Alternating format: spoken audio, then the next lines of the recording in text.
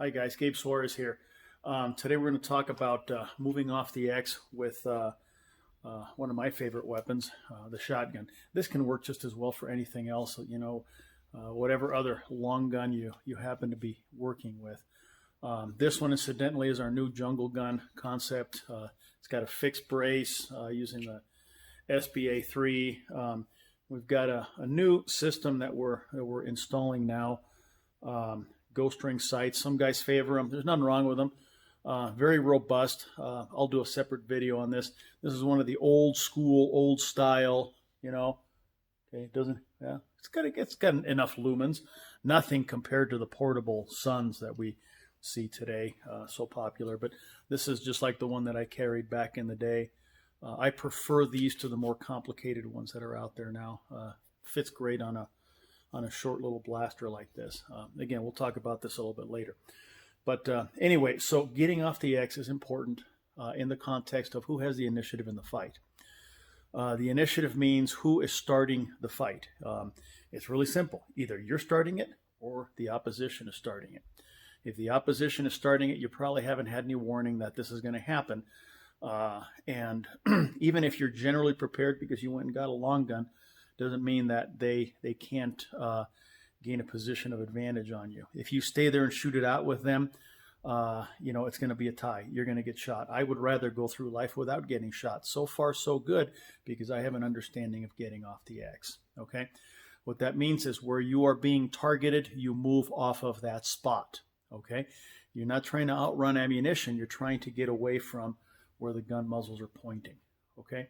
It's a universal combat concept. And you're in a military unit, you get ambushed, you don't stand there in a low ready and pose and shoot back. You get the hell off of where you're standing, and then you carry on with your immediate action drill. Same thing in a martial art context or MMA concept. You have a big freaking fist coming to your face. You don't stand there and block it with your face. You get your face the fuck out of there so you don't get hit. Okay? It's a very, very universal concept, no different for gunfighting. And unfortunately, it's very, very poorly misunderstood by the American gun community. Okay? So if you don't have the initiative and you're responding to an attack, you have to get off the spot that you're targeted or you're going to get hit. As simple as that. Okay? So with a pistol, it's real simple. Okay? We teach that all the time. We teach it in an afternoon. With a long gun, it's a little different.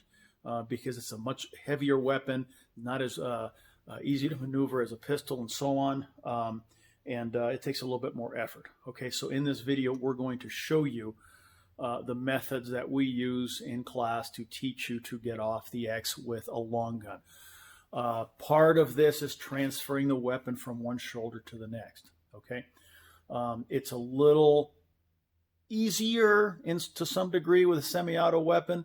But very manageable with a manually operated weapon like this, or hell, even a lever action. Okay, so I'm going to show you some exercises on how to get that done, and then I'm going to show you, how I practice it just out here in our training area, moving off the X. These are things that have been developed, tested, and proven in street gunfights by myself and my staff. I have personally used this method several times, and yes, with a shotgun, and prevailed. I haven't been shot, and obviously those that were trying to shoot me are not here to discuss it. So that's a good thing. Okay.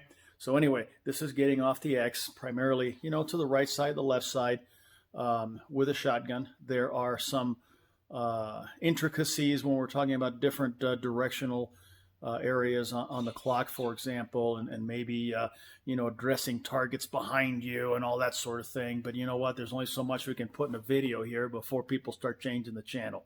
So here we go.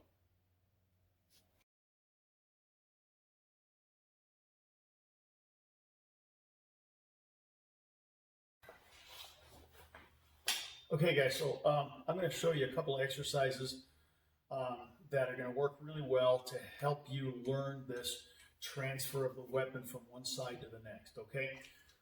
Incidentally, terminology, we use the term transfer when we're transferring the weapon from one side to the next, okay? When we say transition, it's you're going from one weapon to the next. Okay, and it doesn't mean anything other than it just helps us communicate with one another and with students. Okay, all right. So with a pump action shotgun, because the grip in the forend area is almost more important than the grip back here, we allow the weapon to move a little bit more than maybe we would if it was a semi-automatic weapon. Okay, the concept is the same, but because we need to have a very secure hold on the forend here in order to operate the weapon, we prioritize this. Okay, so if we're here on the right side, and yeah, okay, you know, internet trolls, I did check, it's just a camera, so don't worry about it. Okay. Anyway, so if I'm up here on the right side and I need to transfer to the left, I can't quite really do it like this because look how overextended my hand is. Okay, and then I'm going to try and change over here. It's just kind of cumbersome.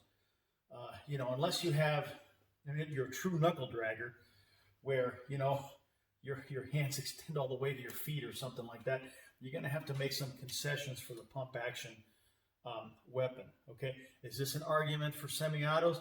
I don't know. You know, it's one way or the six of one, half dozen of the other, as they say. You know, there's advantages and disadvantages to everything. This is what we're working with now. This is probably what most students are going to bring to class. You know, so this is what we're talking about right now. All right. So in any case, okay, we're on the right side. We're going to bring the weapon off the shoulder and bring the other hand up so we have a firm hold back over here. Bring this hand back and switch it over. So it's 1, 2, 1, 2. Okay. Let me change the angle here so you get a better look. Okay. All right. So I'm a little bit further away here. Okay. So we're going. And I'm just standing square right here. When we practice this a little bit more, we'll be moving and so on. Okay. So standing square on. We're on the right side. Let the weapon arc up on recoil. Change the hands. Reestablish pistol grip. So 1 and 2. 1 and 2. 1 and 2. 1 and 2. And so on. Okay? So that you always maintain a firm and proper grip on the forend. This is the first thing that you establish. Okay? We've tried it other ways, guys, and it always turns into a big go fuck, okay? With, you know, the gun not being operational, sometimes guys dropping it and everything else. The simple way is forend, pistol grip, forend, pistol grip, okay? Try them both out. I think you'll agree that this is the way to do it. Okay, guys, continuing. Now, I got my bag over here. We call this a mental health maintenance unit, okay? You know, we play around with it all the time. And anyway, what we're using it for now is simply as a prop to move around, okay? So, you know, it will, it'll help you move the weapon. We're not shooting around a bag. We're not shooting around a person or anything. Just don't read anything into it. It's just a prop to help you with your movement. We're moving from the right side to the left. Remember, forend, pistol grip. To the right, forend, pistol grip. Left, forend, pistol grip. Right, left. Right, left. Okay? Nice and simple. Once you get the hang of that, start working the action. Okay? So we're here.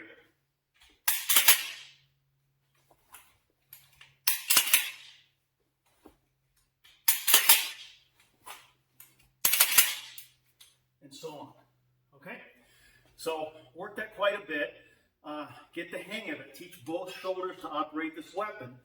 And you'll find that your dexterity with a pump action shotgun grows really, really quick.